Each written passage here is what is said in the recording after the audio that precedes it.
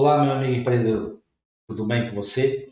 Estamos iniciando aqui uma série de vídeos, certo? E vamos abordar um tema que, ao meu ver, é um tema muito delicado, mas também muito importante. Por quê? Trata-se do medo que as pessoas têm de montar o seu negócio. Muitas pessoas têm um projeto de montar uma loja, de iniciar o seu curso, de empreender e acabam por algum motivo, seja por alguma crença, por algum trauma, por algum medo de que aquilo vá dar errado e acabam desistindo sem antes iniciar. Então, eu vou trazer aqui uma série de especialistas para que a gente esteja tratando sobre esse assunto. E hoje, o convidado da vez, eu não poderia iniciar essa série de vídeos se não fosse com a presença aqui do Dr. Ken, né? É mestre em psicologia pela USP e que entende muito da mente humana e dos medos que as pessoas têm. Então, eu vou sabatinar ele aqui um pouco. Primeiramente, eu gostaria que ele se apresentasse aqui para a minha audiência. Diga quem você é, o que você faz, tá certo? Para a gente poder iniciar esse super bate-papo. Vamos lá. Meu nome é Kennedy Torres, eu sou psicólogo, sou mestre em psicologia pela Universidade de São Paulo. Atualmente, eu estou à frente de uma empresa chamada Praxis Consultoria Empresarial, onde a gente consegue desenvolver várias ações, fazer o diagnóstico, dar todo um suporte estratégico com foco no desenvolvimento humano e no desenvolvimento empresarial. Até porque se as pessoas não estiverem bem, os resultados não sairão bem. Doutor, o tema aqui desse nosso bate-papo é perca o medo de empreender. Você teria como dizer e falar um pouco o que é o medo? Vamos começar, né, a falar um pouco de cada uma das partes dessa palavra. O que é o medo em si? De uma maneira simples, para que a nossa audiência entenda. O que vem a ser o medo? O medo, ele é uma reação natural. Todos nós temos medo. É uma emoção, entendeu? Que de certa forma serve muitas vezes para quê? Para nos proteger de determinados riscos, de determinados traumas, de determinadas situações, entendeu? Do nosso cotidiano, por exemplo. Então vamos pensar no exemplo de uma criança. A criança, se deixar, ela mete o dedo na tomada e vai levar um choque. Então ela não tem medo. Né? Mas esse medo ele é necessário exatamente para quê? Para colocar esse crivo para que seja possível entender que tudo tem um limite. E se tiver consciência desse limite, fica muito mais fácil de saber como utilizar isso a favor de si mesmo para poder atingir os objetivos. Beleza, eu entendi. O medo na verdade, existe uma parte do nosso cérebro, depois você pode até falar, né, Uhum. que cuida desse medo, que é uma parte que tem a função de proteger a gente, né, muitas vezes de nós mesmos, de algo externos, para que a gente continue sobrevivendo, né? É como se fosse algo primitivo, né? Algo que está na nossa genética desde a pré-história, por se dizer. Se a gente pensar na perspectiva das neurociências, né, a gente tem lá o cérebro trino. E aí o primeiro cérebro, né, desse trio aí é o reptiliano, que é exatamente essa nossa herança primitiva, animal, que faz com que muitas vezes nós ajamos como animal, seja em relação ao ataque, seja em relação à defesa. E o medo faz parte disso. O tema da nossa perca o medo de empreender. Doutor, o que seria do mundo se não fosse o empreendedorismo, né? O que seria do mundo se não fosse os empreendedores? Porque, veja bem, é através, né, de abertura de novos negócios, de novas empresas, que gera, né, um impacto social. Quais os impactos sociais toda vida que alguém monta um novo negócio? Pessoas são empregadas, o governo passa a recolher, né, mais imposto, aquela empresa, né, modifica o ecossistema de onde ela está ali inserida. Então, o ato de empreender talvez seja um dos momentos mais importantes, né, da vida de uma pessoa, porque ela não vai mexer, né, não só com a sua vida, mas com a vida de todo um ecossistema de pessoas que estão ali ao seu redor. Então, o empreendedorismo é algo fundamental, né? E algo fantástico que a gente tem que estamos montando essa live justamente para destravar na mente das pessoas que qualquer pessoa, né, pode ser um empreendedor. Aí é outra pergunta que eu te falo. É, qualquer pessoa tem a capacidade de empreender ou tem pessoas que nasceram para ser grandes empresários e outras não? Qual, na perspectiva psicológica, o que podemos falar sobre isso? A gente pode pensar na seguinte perspectiva.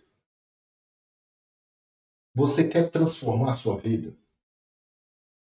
Porque assim, a partir do momento que você tem clareza de que você pode ter uma vida melhor, de que você pode ter uma vida diferente, de que você pode ampliar suas relações sociais, de que você pode melhorar a tua referência, né, profissional, aí a gente caminha na direção de ser um empreendedor. E assim, mesmo que não queira, todo mundo, acertando ou errando, já é empreendedor. Porque a gente herda, né, uma grande empresa que é a nossa vida. E a gente precisa gerenciar isso. E aí é muito interessante porque assim, quando você não gerencia adequadamente as tuas emoções, os teus pensamentos, o que vai acabar acontecendo? Você vai apresentar comportamentos, apresentar reações que podem comprometer a sua tua saúde, comprometer as relações familiares, comprometer a tua relação com o dinheiro, a tua relação financeira, o teu fator econômico.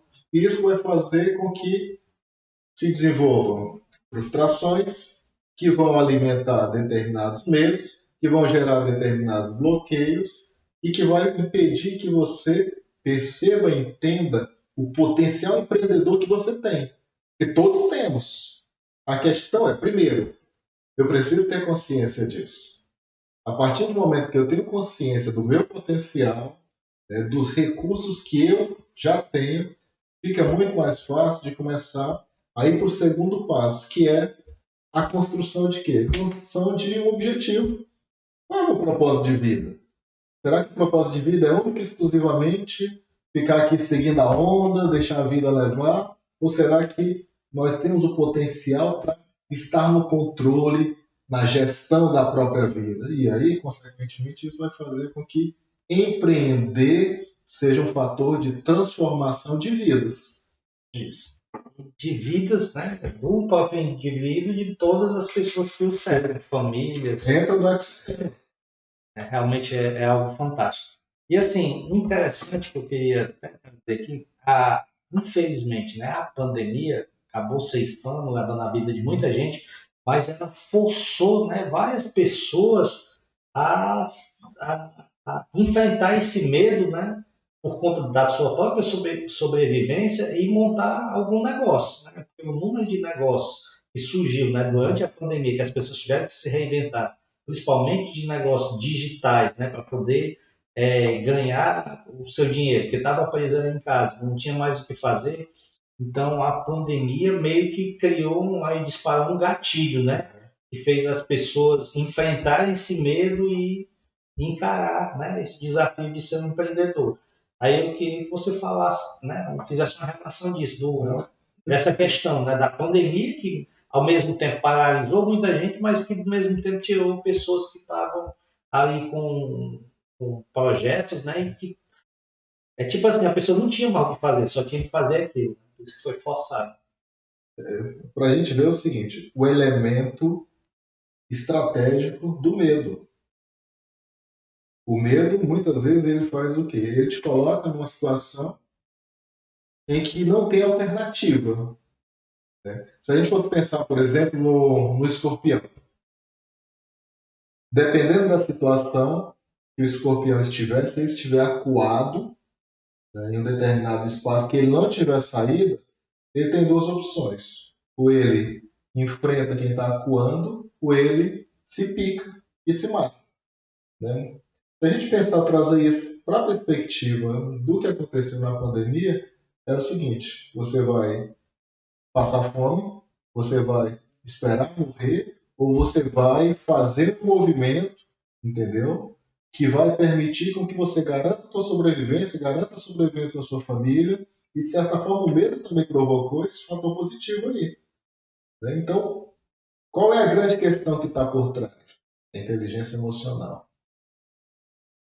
A pessoa que ela começa a desenvolver, né, a exercitar, a aprender a ter uma autogestão, a controlar melhor as emoções, ela começa a abrir o leque de possibilidades para a vida dela.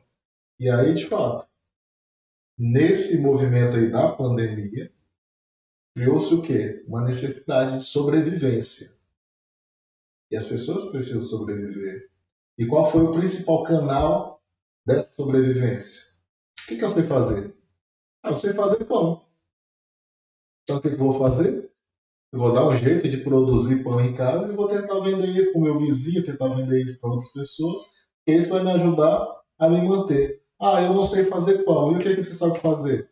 De repente eu sei consertar determinada coisa. E aí não tem ninguém que está fazendo o serviço naquele momento.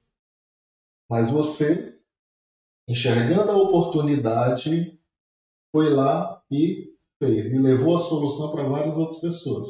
Foi o que aconteceu com a vacina.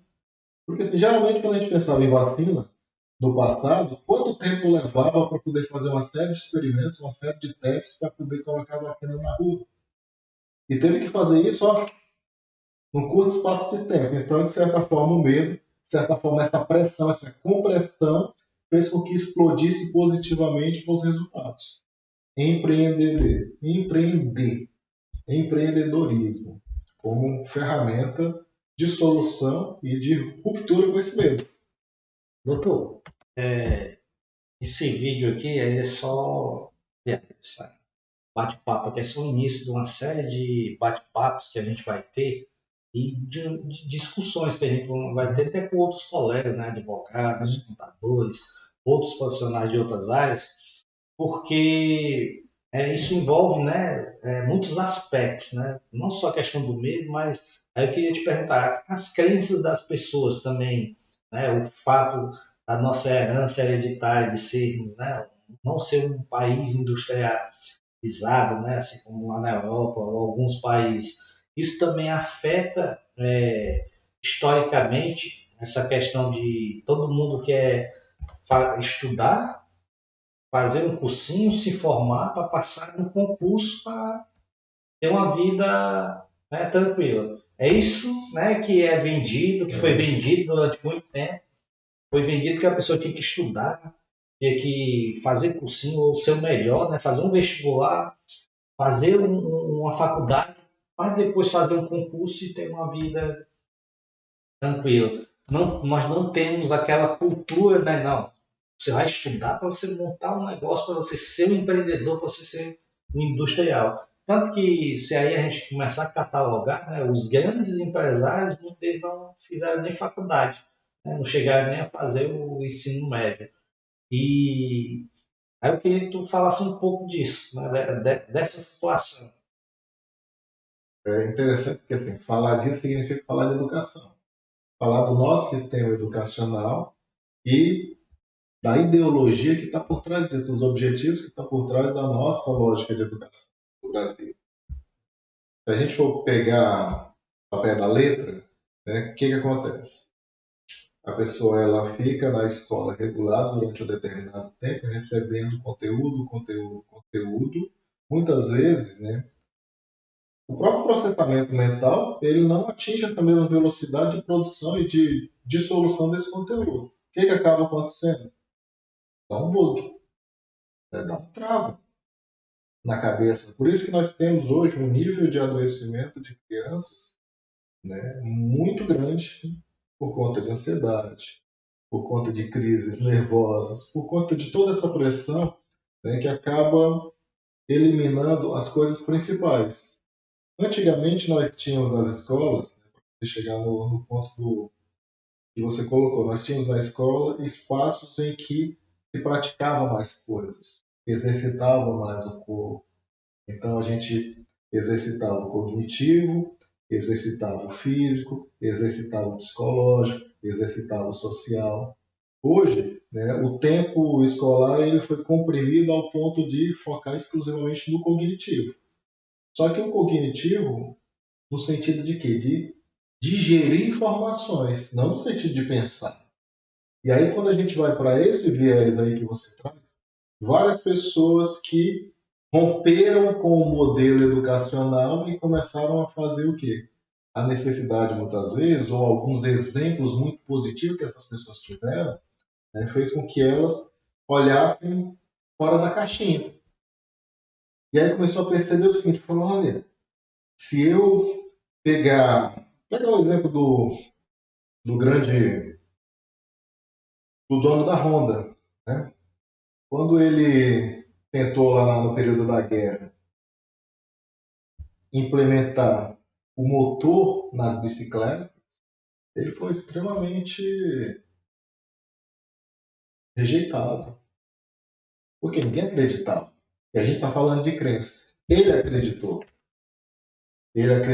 ele criou as condições necessárias para produzir o que ele precisava, na época que estava em escassez por conta da guerra, e a partir daquela experiência, da autodisciplina dele, porque assim, para você empreender, precisa de autodisciplina.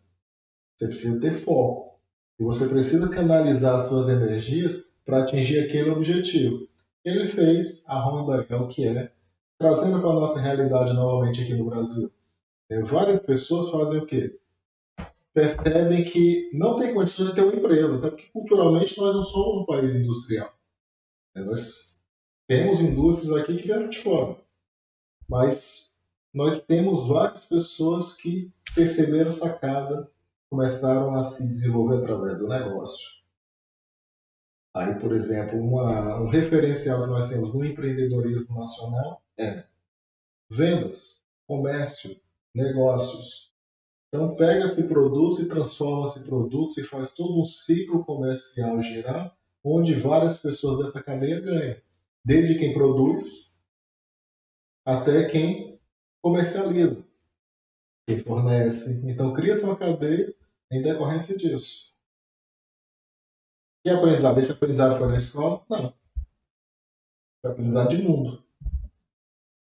Criatividade, liberdade para pensar, liberdade para poder experimentar, para errar, sem julgamentos, muitas vezes. Porque aí, um dos fatores que acaba também proporcionando esse medo de empreender é o medo de errar. E de onde é que vem esse medo de errar? Da aprendizagem de vários setores, como o setor escolar, como a família, onde toda vez que se cometia algum erro, seu burro, seu incompetente, você não serve para nada. E aí vai criando o quê? Travas emocionais. E aí, às vezes, a pessoa tem medo de empreender, ela nem sabe por quê. E é uma coisa que está enraizada nela desde lá de trás. Está no DNA, né? Já vem da família, né? Já de muito longe. Mas é possível, é totalmente possível romper com isso. Mas primeiro, eu querer. Você quer mudar? Você quer fazer a diferença na sua vida? E aí, se você quiser, aí já está dado o primeiro passo. Doutor, pois é isso que esses nossos encontros vai se propor a fazer. Romper, né? Fazer que as pessoas rompam, né? Dessa mente que estão presas, ou seja, estão lá dentro da caverna, né? E muitas vezes tem algo extraordinário dentro delas, né? Que pode vir a mudar, né? Quem sabe a vida da humanidade, mas por conta de alguma crença ou algum gatilho ou algo que toda vida quando ela tenta fazer bloqueia e ela volta para aquele estado de novo. Então nós vamos se propor a criar, né, mecanismos para ajudar essas pessoas, para que essas pessoas possam vir, né, a colocar todo esse seu potencial para fora. E aí eu conto com a sua ajuda. Claro. Vamos montar aqui um grupo, né, de vários especialistas que a gente possa tirar várias pessoas que estão hoje, não diria acomodadas, né, estão presas e não sabem, né? De repente, tanta coisa que você falou importante, pessoas que estão vendo vão se colocar, poxa, eu estou isso daí, ou foi isso que aconteceu comigo. Quando a pessoa adquire essa consciência, né, ela consegue mais rapidamente ter a vontade. Poxa, eu estava ali, mas aí vem o que você acabou de dizer. Porque eu quero, ninguém estava me amarrando, ninguém estava me segurando. Então, vamos ajudar essas pessoas, Não, com vamos certeza. trabalhar nesse projeto. Com certeza. E aí, assim, eu acho que o primeiro passo, né, como a gente falou, é exatamente nessa linha. Nós estamos aqui, nós temos os recursos, nós temos o conhecimento e nós temos a coragem, né, de nos disponibilizar para ajudar, para transformar vidas. Então, você quer transformar a sua vida, você quer romper com essas amarras que, de alguma maneira, sempre levam você, porque nem o cachorro correndo atrás do rabo, né? O cachorro correndo atrás do rabo, o rabo correndo atrás do cachorro, né? Aí se perde, não sabe mais quem está correndo atrás de quem, então a gente pode romper com isso. E como é que a gente pode fazer isso? Dando as mãos. E a gente está aqui exatamente para isso, para dar as mãos e ajudar a transformar vidas.